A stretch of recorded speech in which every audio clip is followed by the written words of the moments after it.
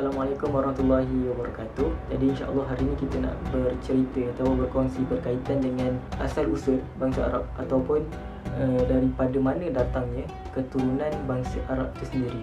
Jadi seperti mana yang kita tahu, kisah Nabi Nuh alaihi salam yang diperintahkan oleh Allah SWT untuk membina ataupun membuat satu bahtera ataupun kapal yang besar sebagai persediaan kepada banjir besar yang akan melanda.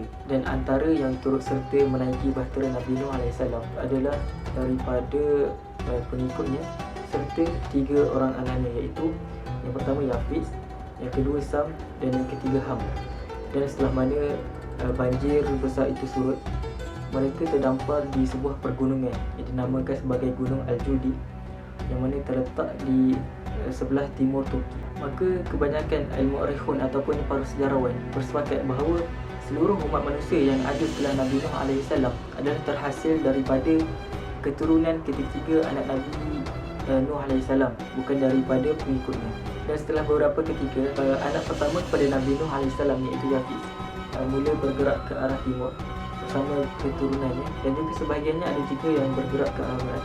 Manakala anak kedua kepada Nabi Nuh AS iaitu Sam, mereka bergerak ke arah daerah Mesopotamia ataupun kini dikenali sebagai Iraq. Dan daripada kaum inilah yang dinamakan sebagai kaum Sumeria, yang diambil bersempena dengan nama Sam itu sendiri. Dan juga sebahagian daripada keturunan Sam itu sendiri ada yang mula bergerak ke arah Jaziratul Arab atau juga dikenali sebagai semenanjung tanah Arab. Dari situ di antara mereka adalah disebut sebagai kaum Judais, dan juga kaum yang disebut oleh Allah SWT dalam Quran iaitu kaum Samud dan kaum Ad.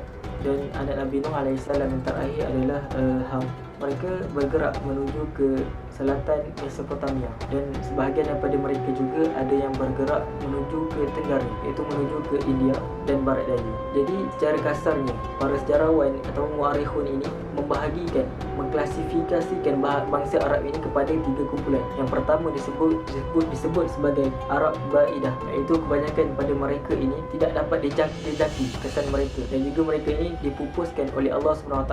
Di antaranya adalah kaum yang disebut sebagai kaum Ad dan Samud, dan antara kaum lain disebut juga adalah kaum Amalik dan juga kaum Judais.